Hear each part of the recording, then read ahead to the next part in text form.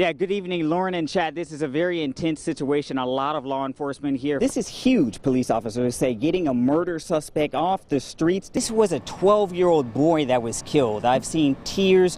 Family members that are here are crying and hugging and really just in disbelief. We'll walk this way. The water is all the way out on the road, and if you keep going down this road, it will take you to Grand Isle, but authorities are saying stay off of this road. They expect the water to be clear by tonight, but here's what I'll show you. You can see this gentleman. Look right over here. This is all about raising money for injured Sheriff Deputy Nick Touye. They want to raise $125,000. Let me show you how they're going to do that. But because of the laws right now, he is not allowed to get another tiger, but he plans to get an alligator. He also plans to get goats and really make this a petting zoo. All right, make sure the pork and chicken kind of looks the same, but very moist. Very, very moist, Harrison. Most of the time I would tell you I would bring some back to the studio, but I think today I may just eat out here. I'm not sure how much will be left. There's a lot of people out here. It's not too hot, so this is an amazing festival. I love it, Harrison. We'll send it back to you in the studio. Hey, how are you? We have no further statement. Y'all twisted what we said last time, and you can stop recording. Thank you. After initially not wanting to speak, Cammie Raven, angel that passed away in my care on Monday, came out onto the street to talk about the 3-month-old that died under her care. That child died in your custody. Why should I bring my child to you? That child died was a tragic accident. Cammie's daycare is also illegal. Does me having a piece of paper on the wall say that this wouldn't have happened? Authorities didn't take the time to find out. They shut her illegal daycare down 2 days after the child's death. They're supposed to be closed. But to neighbors, it doesn't appear that way. I just don't understand how kids are still there when an accident happened the other day. And your neighbors are saying that they're still seeing kids. You're running a daycare. Is that true? The Sheriff's Department came here today, I want to say probably roughly around 1, 2 o'clock. Y'all probably have the time better than I did.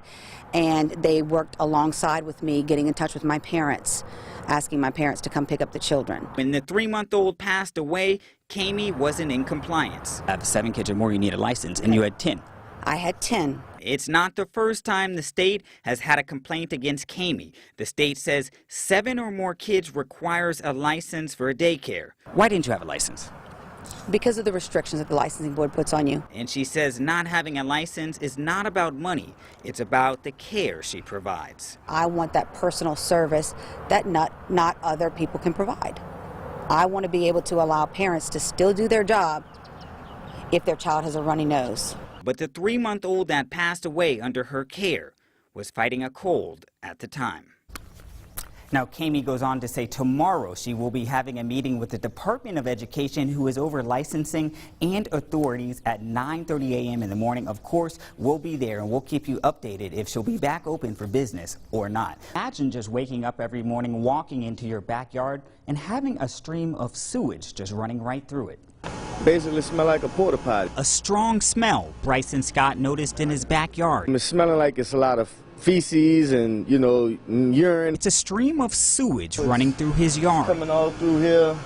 I mean, this is even trickled down all the way to the sidewalk. Not only is it wet and smelly, but the bugs. See, you waving the flies off, I'm waving the flies off. Scott, who has 3 kids, nervous about where they step. You can't have babies out here, you can't have children out here. I mean, it's just sometimes it makes you feel, neglected within your community. And Scott lives off South Point Drive. The city notes it responded to a report on the 21st, and the main sewage line was clear, and it's the owner's responsibility, but a plumber working on an adjacent property says it's a city issue. That the city sewer line, it's supposed to be round and connected properly, but I think what happened is over time it's went flat, and so now every time they try to use their sewer, it's just not going to work right now. Their hands are tied. Eventually we'll have more problems if the city doesn't fix it, I believe. Flies everywhere.